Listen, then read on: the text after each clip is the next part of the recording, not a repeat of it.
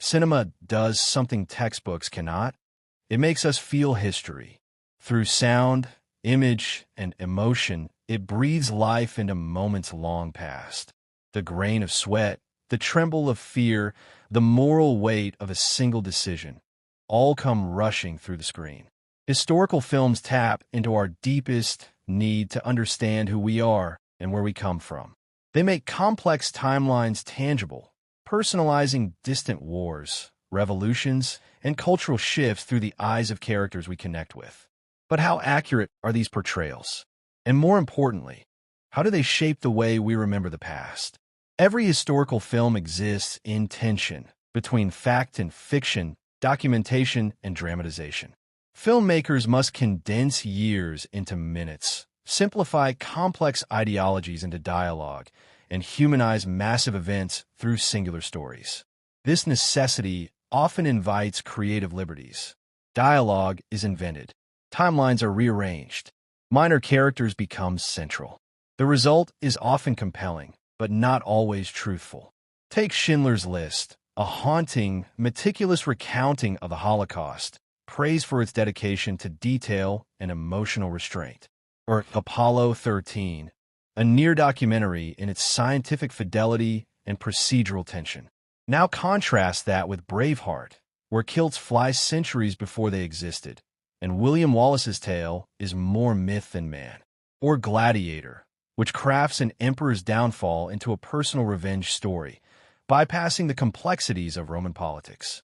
These films may entertain, but they also reframe history. And that's the key.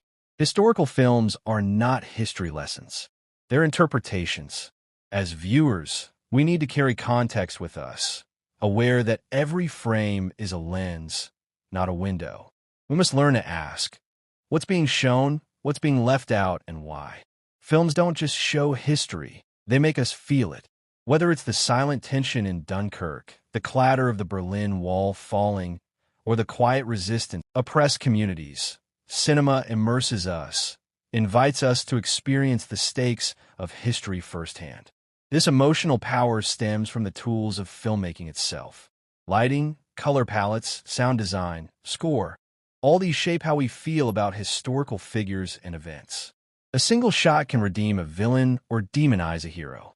Editing decisions can redefine a revolution as righteous or reckless. Over time, historical cinema has evolved. Earlier films often glorified heroes, simplified conflicts, and glossed over uncomfortable truths.